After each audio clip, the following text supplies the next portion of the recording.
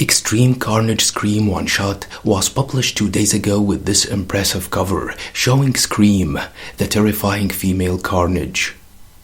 The book opens at the Alchemax Labs, an evil place where monsters are made by men. Suddenly, one of these monsters broke free, and it was Doppelganger, the near-mindless duplicate of Spider-Man. The monster was followed by Alchemax guards who engaged him but proved too powerful to be contained. Suddenly, Andy Benton, aka Scream, intervened and told Doppelganger that they were looking for the Demogoblin. Doppelganger attacked Scream, who retaliated and bit him. Before restraining him with her tendrils, Scream asked the guards why they were hunting the symbiotes, and the guards said that the orders were to keep an eye out for any non-human activity. The guard told Scream that he wasn't going to say anything else, forcing Scream to use her tendrils to try to rip the armor apart, but she suddenly stopped when she heard a strange voice. The symbiote asked if Andy could hear it, and Andy responded that she couldn't, but she could feel it, and it was making her dizzy. Scream smashed a store's window and picked up one of the TVs, and said that something was calling them, an overwhelming urge to follow it. As the sound grew louder and louder, Scream staggered and dropped the TV. As Andy was telling herself and her symbiote to pull themselves together, a passing car struck her and knocked her away. Andy told Scream that it was not in control anymore. The symbiote said that it can feel it and needs to be part of it. Andy said that she was supposed to be the symbiote's only family, but the symbiote could not stop hearing the voice and then went into the sewer, where Andy thought that they would be safe from themselves in there.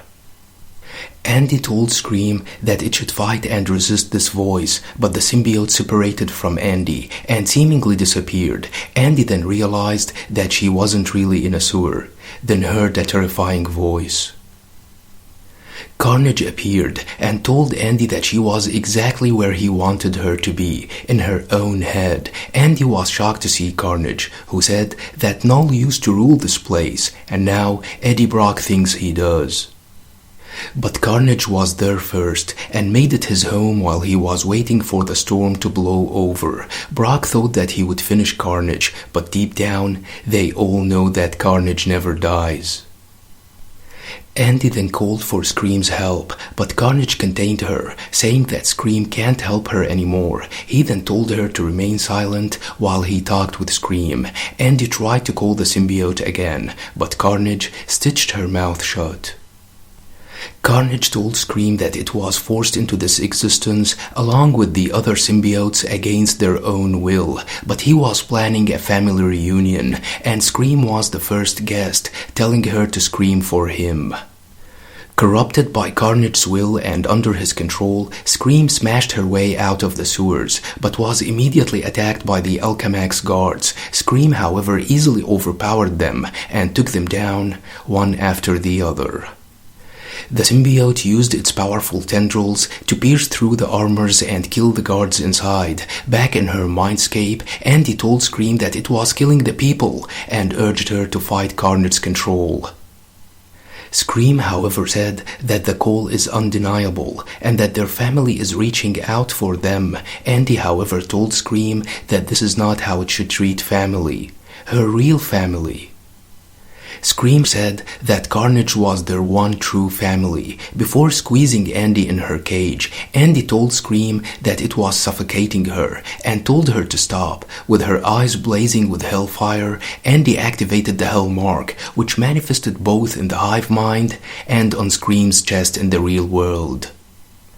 Andy said that it did not want to hurt Scream, and also said that Hellfire has always been more powerful, and that it was Andy who allowed Scream to stay bonded and not get burned. Scream is not invulnerable to the fire, and it was Andy who protected the symbiote from her rage, but she can't protect it any longer.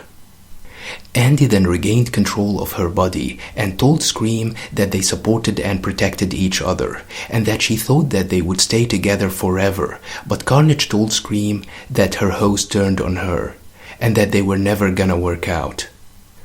Carnage then told Scream to hurt Andy before Andy hurts her. Scream said that their pain was mutual, but now Andy hurts her, and said that Carnage was right when he said that Andy was holding the symbiote back and making it weak. Andy told Scream that it doesn't want to hurt her, but Scream said that Andy was lying and tried to engulf her, but Andy blasted Scream with hellfire and burned away Carnage's control. Andy then collapsed and realized that Scream was gone.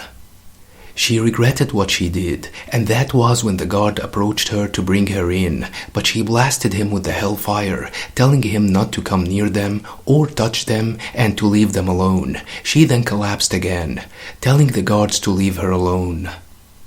The book ends with Andy apologizing and clutching the remains of her Scream symbiote, with a squad of guardsmen arriving and aiming their weapons at her. Eddie Brock as the new god of the symbiotes, along with his son Dylan, who has recently become the new Venom, will definitely confront Carnage in another bloody war. Hope you liked the video. Don't forget to subscribe, share, and like. Thanks for watching and have a nice one.